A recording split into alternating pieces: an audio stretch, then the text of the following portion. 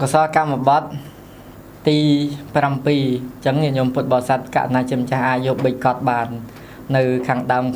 ដើមនេះលោកពន្យល់ពីកន្លែងដែលសំខាន់អ្វីដែលខ្ញុំបកណាចង់ឲ្យចាំมันអាចភ្លេចបានគឺ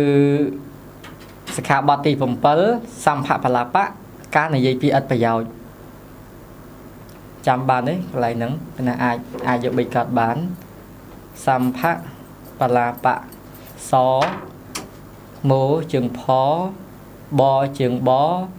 លោស្រៈអានិងបការនិយាយពីអត្ថប្រយោជន៍ហ្នឹងហើយបល័យហ្នឹងអាចសរសេរប៊ិចក្រហមហើយប្រែហ្នឹងប៊ិចខៀវអញ្ចឹងឬប៊ិចខ្មៅ highlight ដើម្បីឲ្យឃើញស្អាតទុកបើកមើលថ្ងៃក្រោយទៀតហ្នឹងបើសរសេរស្អាតបើកមកចង់មើលណាបើសរសេរអត់ស្អាតអត់មានបន្ទាត់មានដកឃ្លាមានត្រេអីទេគឺថាអត់ចង់មើលពេលក្រោយកណាកត់តន់មើលទៅណាសម្ភបលាបៈពាក្យថាសម្ភបលាបៈមកពីសម្ភៈ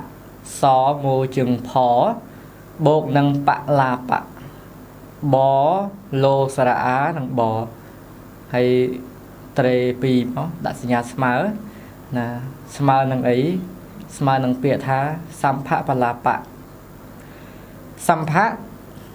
ប្រែថាផ្ដេសផ្ដាស់ឬមួយឥតប្រយោជន៍ចាប់តន់នេះខ្ញុំនឹងសម្ភៈ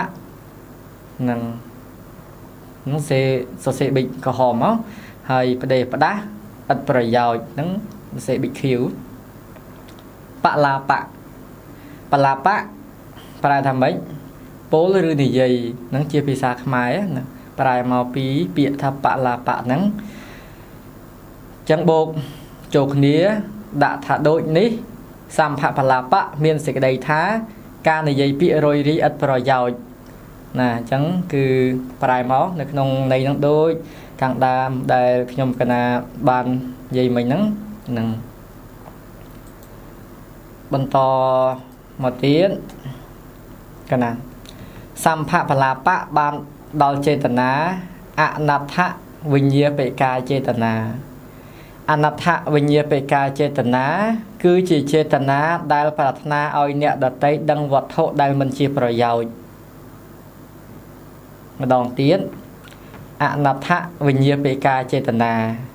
គឺជាចេតនាណាដែលប្រាថ្នាឲ្យអ្នកដទៃនឹងដឹងវត្ថុគឺខ្លួនឯងនិយាយជាពាក្យដែលមិនមានប្រយោជន៍ហ្នឹងនឹងសេចក្តីកន្លែងហ្នឹងហើយបានខ្ញុំកណាត់ដកអំពី9បទឆែកហ្នឹងលោកដាក់ថាម៉េចពាក្យថា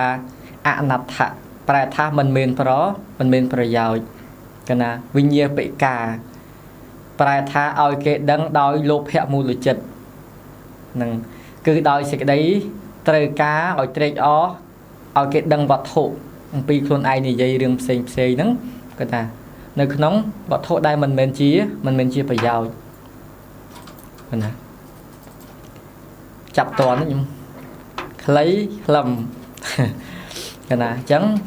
អ្វីដែលផ្ដោតនៅក្នុងថ្ងៃនេះនៅក្នុងមេរៀនសម្ភបលាបៈ